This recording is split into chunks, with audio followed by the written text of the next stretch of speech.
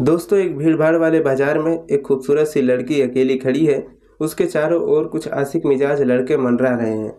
वो उसे देखकर तरह-तरह की अभद्र भाषाओं का इस्तेमाल कर रहे हैं। वो बेशर्मी से कहते हैं, "कितना लोगी एक रात के लिए, चलती हो क्या?" और उनका व्यवहार दिन-ब-दिन और बुरा से बुरा होता जा रहा है। वो लड़की शांत खड़ी है, उनके इस शर्मनाक मिजाज का जवाब नहीं देती, बस उन्हें देखती रहती है। लेकिन जैसे ही उसकी असलियत उनके सामने आती है, उन चारों लड़कों के चेहरों की हवाइयाँ उड़ जाती हैं। वो काँपते हुए उसके सामने खड़े होते हैं। डर उनकी आंखों में साफ-साफ झलकता है और देखते ही देखते वही लड़के जो कुछ देर पहले उसे अभद्रता से देख रहे थे, अब उसके पैरों में गिरकर माफ़ी मांगने लगते हैं।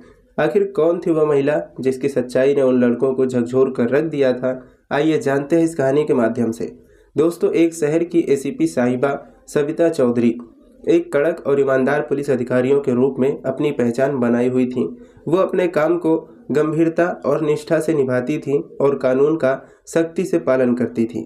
उनकी ये कड़क छवि शहर में अपराधियों के लिए खौफ का प्रतीक थी, लेकिन निजी जीवन में वो एक साधारण महिला थी जो खुद के लिए और अपने परिवार के लिए समय निकालने का प्रयास करती थी। एक दिन उन्होंने अपनी व्यस्त दिनचर्या से कुछ समय निकालकर बाजार जाने का निश्चय किया। उस दिन उन्होंने अपनी वर्दी छोड़कर एक साधारण सा सलवार कुर्ता पहन लिया ताकि वो भीड़ में खोकर आम महिला की तरह बाजार का अनुभव कर सकें। लेकिन उन्हें क्या पता था कि इस साधारण से दिन में उनकी जिंदगी का एक नया अनुभव जुड़ने वाला था। बाजार में चहल पहल थी, हर तरफ लोग अपने अपने काम में व्यस्त थे। किसी के हाथों में सब्जियों से भरे बैग थे तो किसी के हाथों में रंग बिरंगी चूड़ियाँ। बाजार का कोना अपनी ही रफ्तार से जी रहा था और इस बीच साधारण सलवार कुर्ती में एसपी साहिबा सविता चौधरी भी एक आम महिला की तरह बाजार में चली आ रही थी। उन्होंने अपने सिर पर दुपट्टा ले रखा था जिससे उनकी पहचान और भी छुपी हुई थी। सविता चौधरी ने चाहा कि उस भीड़ भाड़ में वो कुछ समय अपने लिए निकाल सके, लोगों की हलचल, उनके हंसी मजाक और सामान्य जीवन को करीब से महसूस कर सके। सविता चौधरी की नज़रें बाजार की हर चीज़ को ध्यान से देख रही थी। वो छोटे दुकानदारों के ठेलों पर सजी वस्तुओं को देख रही थी, ताज़ा फल, सब्जियां, मसाले, रंग बिरंगी चूड़ियां, खिलौने और भी न जाने क्या क्या। बाजार की भीड़ में वो हर किसी की गतिविधियों का मुख्य दर्शक बनी मुस्कुराते हुए बस एक आम नागरिक की तरह उस माहौल का आनंद उठा रही थी। लेकिन जैसे ही उन्होंने भीड़ के एक कोने पर ध्यान दिया, उनकी मुस्कान थोड़ी सी मंद पड़ गई। बाजार के एक कोने में चार लड़कों का एक समूह खड़ा था जो इधर उधर से आती जाती लड़कियों और महिलाओं को नजरें गड़ाकर देख रहे थे। उनकी हरकतें बहुत ही अभद्र थी। कभी वो अश्लील इशारे करते, कभी ऊंची आवाज में गाना गाते और कभी जोर जोर से हंसते हुए महिलाओं पर टिप्पणियां करते। उन लड़कों के हाव भाव को ध्यान से देखा और उनके व्यवहार पर नज़र बनाए रखी। उनकी नज़रों में एक तीखी नज़र आई जो उनकी गंभीरता को दर्शा रही थी। उन्होंने सोचा कि ये लड़के भीड़ में महिलाओं को असहज महसूस करा रहे हैं और बिना किसी शर्म के अभद्रता पर उतारू हैं। कुछ समय तक वो ये सब देखती रहीं, लेकिन फिर उन्होंने खुद को शांत करते हुए सोचा कि उन्हें कुछ कहना चाहिए। सविता जैसे ही उन लड़कों के पास से गुजरने लगी, उनमें से एक लड़के की नज़र अचानक उन पर पड़ी। वो उन्हें घूरने लगा और फिर अपने दोस्तों से कहने लगा, "अरे यार देखो, नई लड़की आई है, इससे तो बात करने में मज़ा आएगा।" बाकी तीनों लड़कों ने भी उसकी बात सुनते ही सविता की ओर देखा और अभद्रता से मुस्कुराने लगे। उनकी निगाहें सविता के कपड़ों पर थी और उनके चेहरे पर एक गंदी हंसी साफ झलक रही थी। एक लड़के ने कहा, "साधारण कपड़े हैं, लगता है गांव की गंवार है, कोई खास नहीं होगी।" उसके बाद उनमें से एक लड़का जो सबसे आगे था और शायद उन सबका लीडर था, उसने कहा, "अरे आज तो इससे बात करके ही छट रहेंगे, चलो मज़ा आएगा।"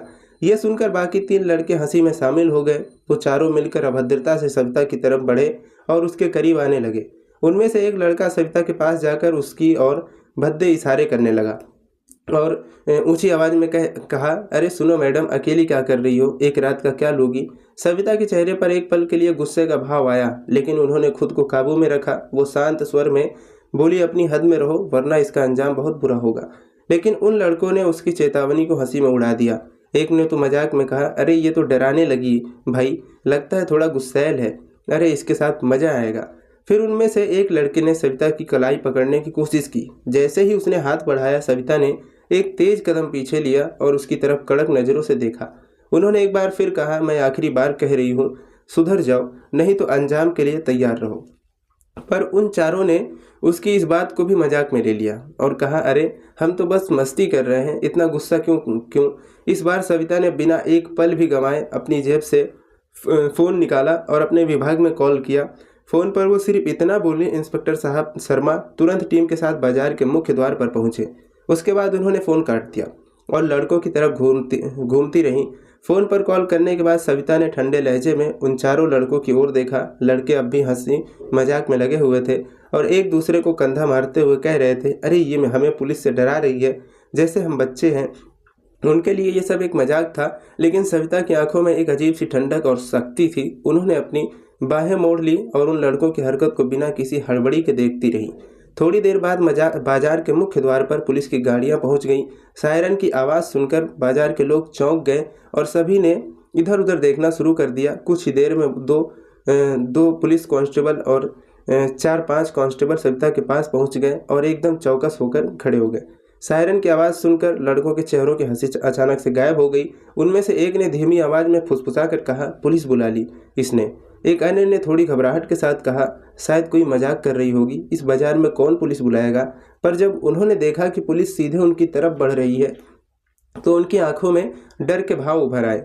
इंस्पेक्टर वर्मा, जो सविता चौधरी को व्यक्तिगत रूप से जानते थे, उन्होंने आते ही उन्हें सलामी दी और पूछा, मैडम आपने बुलाया। यह देखकर चारों लड़के अचंभे में पड़ गए।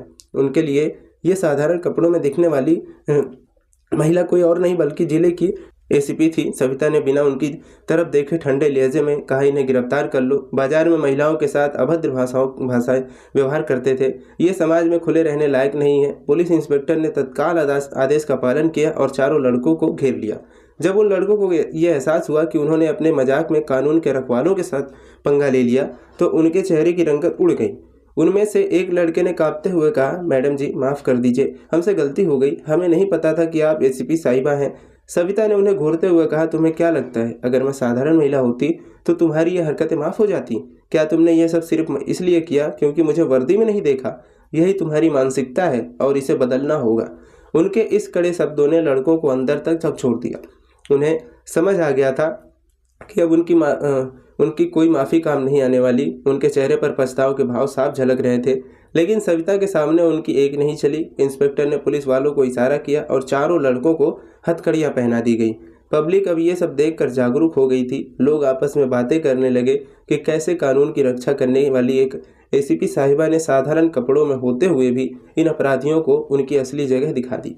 कई महिलाओं ने अपनी आंखों में आत्मसम्मान की चमक महसूस की और युवाओं ने इस घटना से एक सीख ली कि कानून से खिलवाड़ करने का अंजाम कितना भयानक हो सकता है। तो दोस्तों, पुलिस स्टेशन पहुंचने के बाद उन चारों लड़कों को एक एक करके अलग अलग कमरों में ले जाया गया। इंस्पेक्टर ने उनसे उनके नाम, पते और परिवार के बारे में जानकारी मांगी। लड़के अब तक डरे सहमे थे और सच्चाई उगलने लगे।